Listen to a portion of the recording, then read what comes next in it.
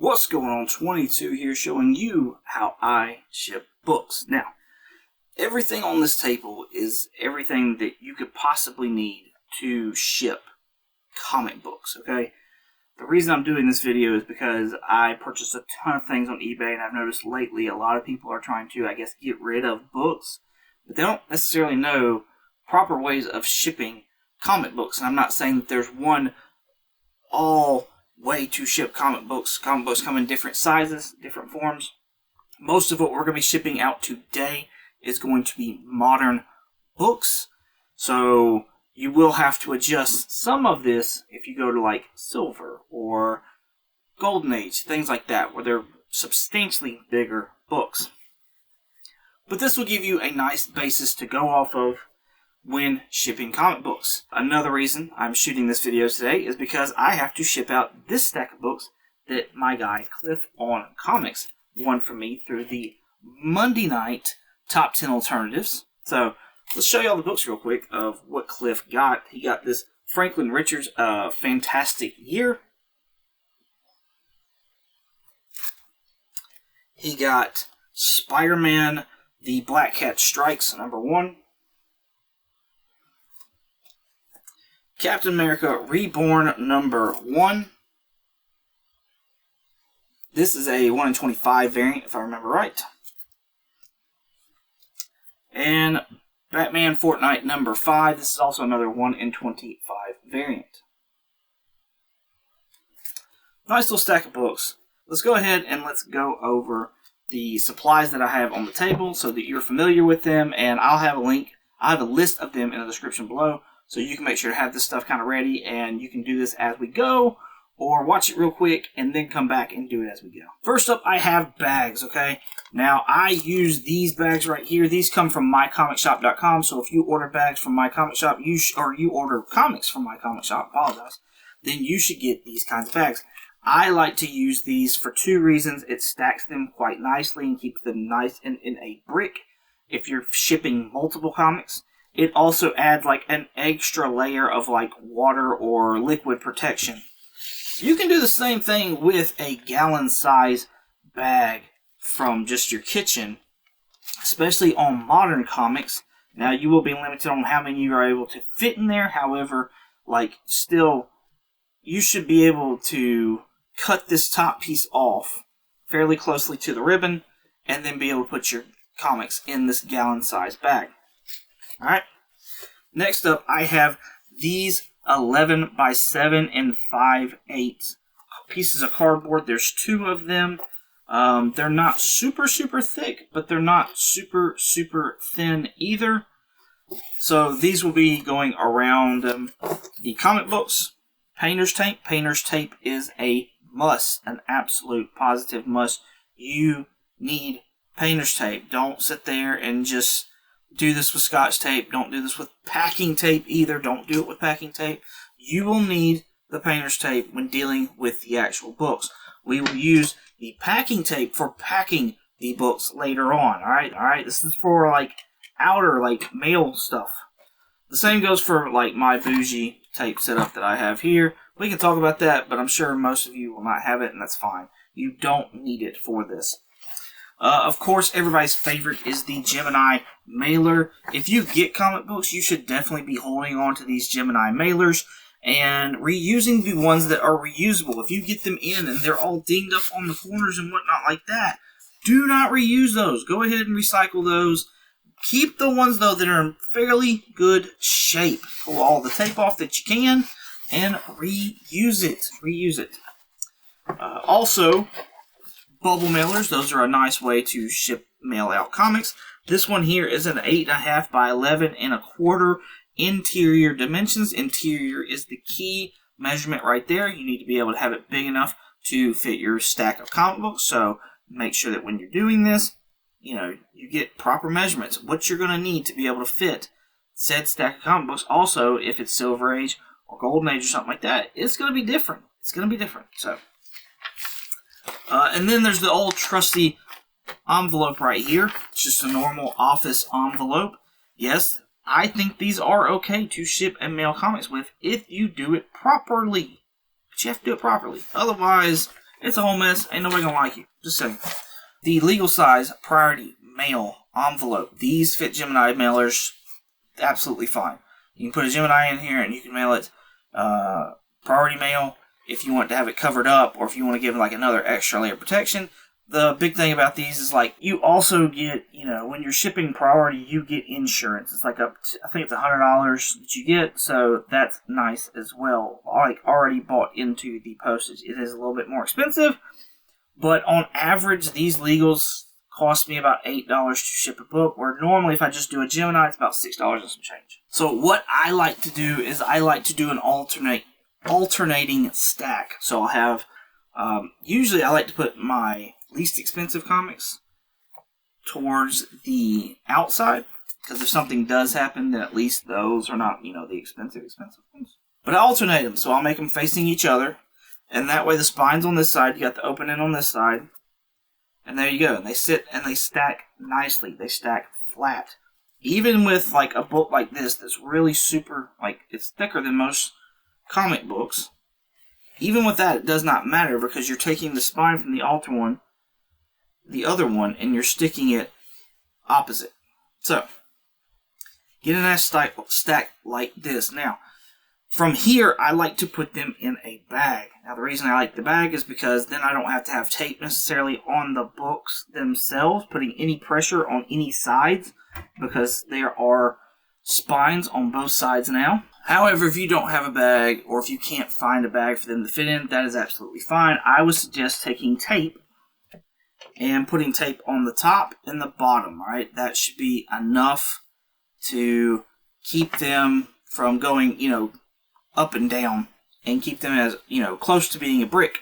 Now, when you're doing your tape, you're going to want to take your tape, do however long you think you need, rip it off, and then you're going to want to fold one end over. This is called giving it a pull tab, all right? This makes it super easy for us to, when we unbox them, to be able to get the tape off, especially because it's painter's tape. We're going to save that for later, because I'm going to actually put mine in a bag.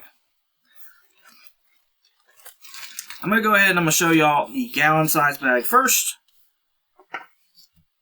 We're going to cut off the top like this.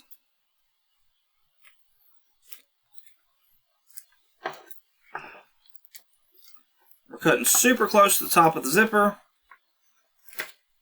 getting rid of all that. Then should be able to take the books.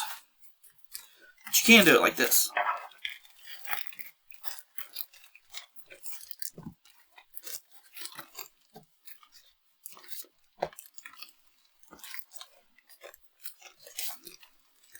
And then you fold it over.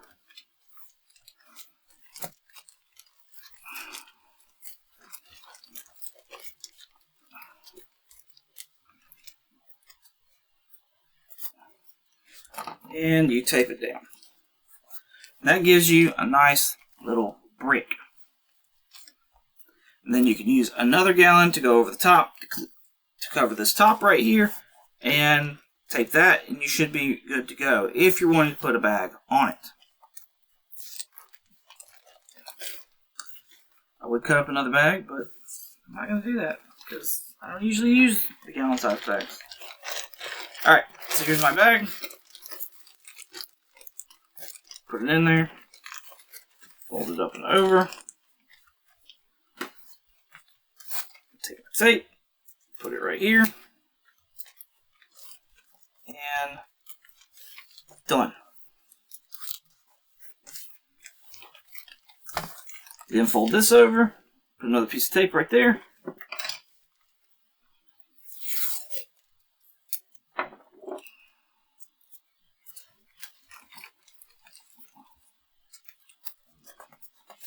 And there you go.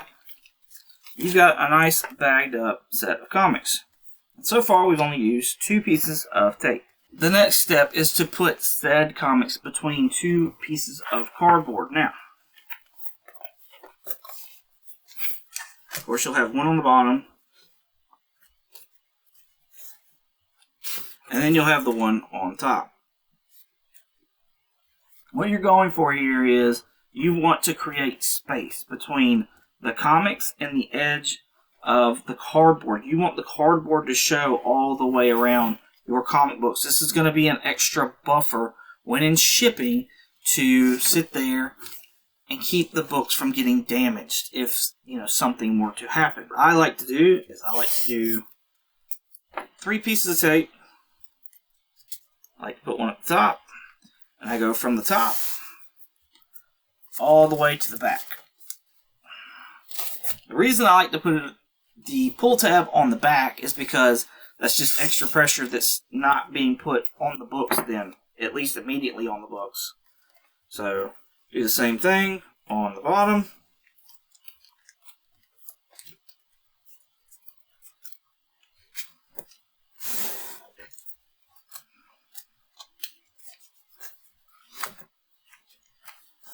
And then I like to do one on one side, at least on one side, because it keeps it from, you know, moving around a little bit while on this piece of cardboard. Actually, I do like to take the tape and put it on the left side. The reason I like to put it on the left side is because if I put it on the left side, then I know this top book right here should be facing down. The spine will be over here. There's no pressure then on the actual spine with the tape. Then you take your other piece of cardboard, you put it on top. I like to do this.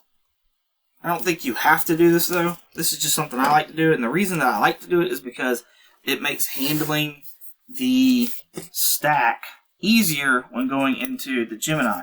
But I like to put a piece of tape on the other side because then, you know, you still have that other barrier right there, and it just helps keep this situated when moving it over. So, there we go. We have a nice stack of comics protected by some cardboard right there. Now here is another tricky part. It's whatever you're going to ship it in. If you got an envelope, that's fine.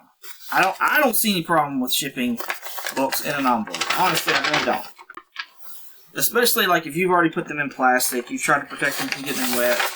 Here's the thing though, if you put them in this like this, there's space on the sides. You're going to need to cinch this up. You're going to need to fold it over, you're going to take it down. You're wanting to make this a brick, is what you're wanting to do. Also, you may need to put a couple more sheets of cardboard in here. You're wanting to make this as rigid as possible and to protect what's in here. That's the main goal. These books are not yours anymore. And so, even though they're not yours anymore, you should definitely be treating them like they're yours, or how you would want to receive them. Like, take that into consideration. Even if you're not a comic book person, think about whatever it is that you do like to buy. Like, how would you want somebody to treat your stuff that you just purchased from them when sending it to you? Yeah. Curl that up, put some more cardboard in there if you need to. Throw this over, tape it up, seal it up, all that jazz, and you should be able to mail it out like that. Same thing goes for the bubble mailer. If it fits in the bubble mailer, I don't know if this one's going. Because this is that Fantastic Four is a thick boy.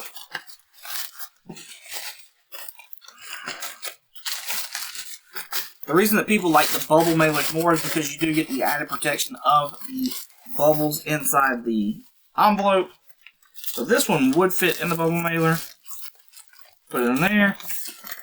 Put that over. Or pull this off, put this over here, tape it up, throw your label on the front, and you should be good to go.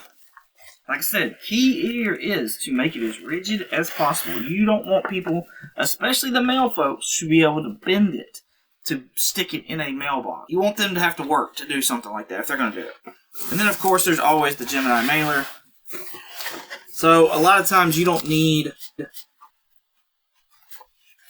the extra tape and stuff like that, because this Gemini Mailer, once you fold it all up, which this is why I like to put the tape on there, is because when I'm folding everything up, it just keeps it in place. And there you go. I like to put tape on the front right here.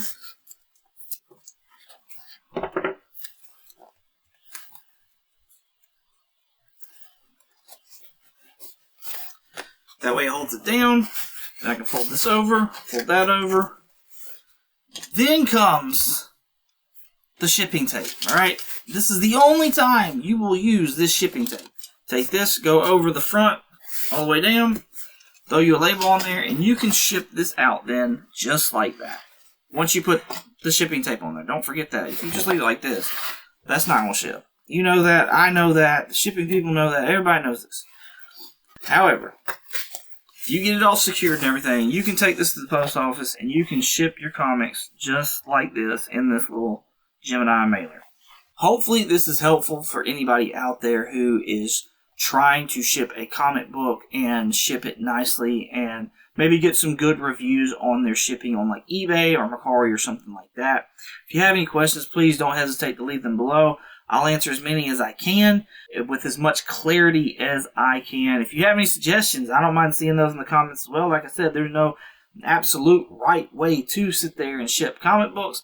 However, the main key is just to make the package as rigid as possible and to protect the book as much as possible. Like, we're looking to ship this book with as much durabilities as we can, but at the same time, we're not wanting to pay, $10, $15 to ship. If that was the case, we'd just throw it off in a medium flat rate box and be done with it. Let me know down in the comments if you found this helpful. I would greatly appreciate it. YouTube thinks you'll enjoy this video over here, so go and check that out. If you want some more nerdiness in your life, check me out on eBay, Instagram, and Shortbox22_comics, as well as the Comically Comics podcast on all podcatchers. Once again, thank you all so much for watching. As always, y'all have a good one.